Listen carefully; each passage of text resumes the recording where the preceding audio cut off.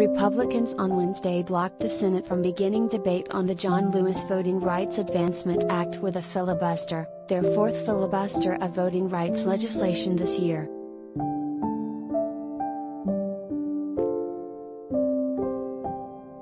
The voting rights law, named for the late civil rights leader and Democratic congressman from Georgia, would reauthorize key sections of the landmark Voting Rights Act of 1965 that were gutted in decisions by the Supreme Court's conservatives in 2013 and 2020. The bill also contains elements of the Native American Voting Rights Act, which expands voting protections for Native Americans.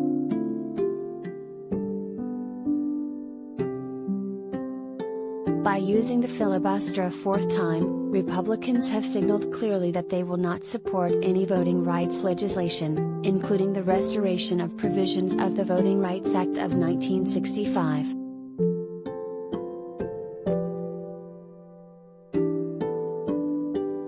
Democrats widely anticipated that Republicans would use the filibuster once again, and they were planning to use the moment to provoke a full examination within the caucus on whether to change the Senate's rules to move forward.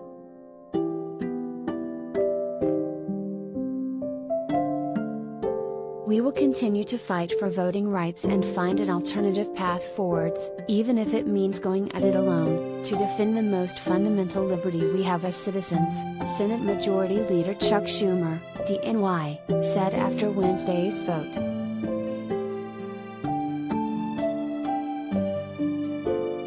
Democrats have described the John Lewis Voting Rights Law and the Freedom to Vote Act, a package of voting rights, campaign finance and redistricting reforms, as must-pass bills.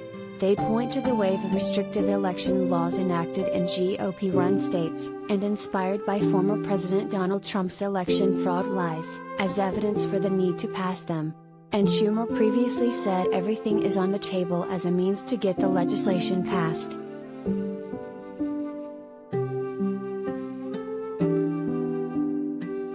Senators Joe Manchin, DW, Virginia, and Kyrsten Sinema, Democrat Arizona, vocally opposed changing the Senate's filibuster rules. Despite this stated opposition, Democratic leadership has tried to show Manchin that support for passing voting rights laws and support for maintaining existing filibuster rules are at cross purposes. The filibuster of the John Lewis Voting Rights Law completes this process.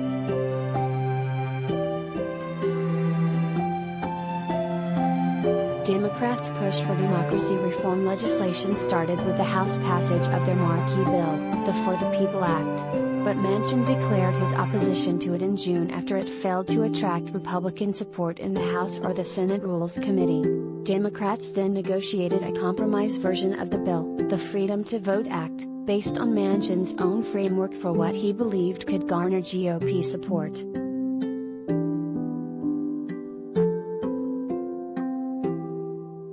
Schumer gave Manchin time to shop his Freedom to Vote Act to Republican senators, but none agreed to sign on, and every single GOP senator filibustered it when Schumer brought it to the floor.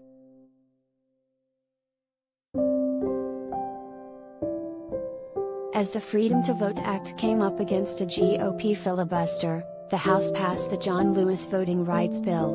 Manchin supported this bill all along, saying it could attract Republican support. And it has.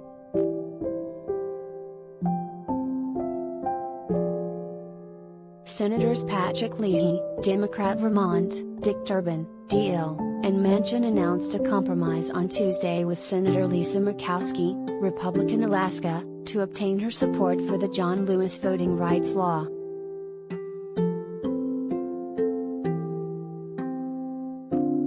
The compromise makes a state's enactment of voter identification laws optional in the consideration of whether the state obtains a record of enacting discriminatory practices.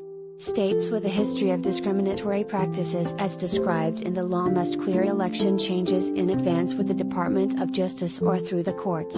Another change to the bill removes legislation banning the delivery of food and drinks to voters waiting in line from the list of known discriminatory practices.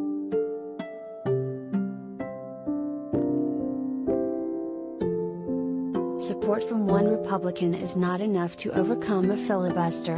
which requires the votes of 60 senators to begin and end debate on most bills. That means the only way for either the John Lewis Voting Rights Bill or the Freedom to Vote Act to pass is by changing the Senate's filibuster rules.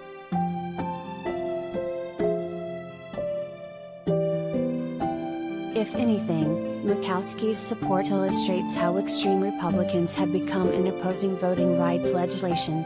When the Voting Rights Act last came up for reauthorization in 2006, it passed the Senate 98-0. Today, the GOP is happy to stand aside and let the conservative Supreme Court gut the 1965 act that ended Jim Crow election practices.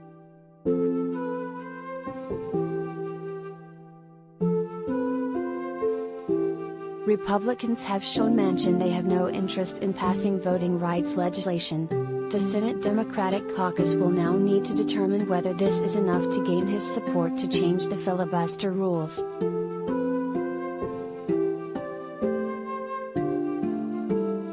Democrats are now campaigning for restoring the Senate by changing the rules to allow more debate on legislation and a pathway to passage.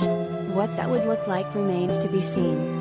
The options being discussed include a filibuster carve-out for voting rights legislation and the restoration of some form of talking filibuster.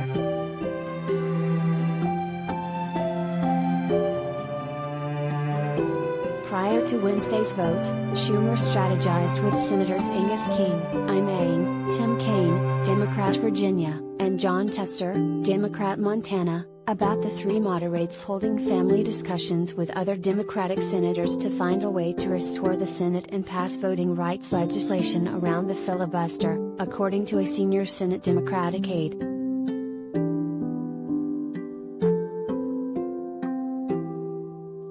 What is clear is that the existing avenues for all forms of voting rights legislation are blocked. The only way through is by changing the rules. The question now is whether Democrats genuinely believe that the new restrictive voting laws in several states, as well as Trump's election fraud lies that led to the January 6 insurrection, really are a threat to free and fair elections, or not.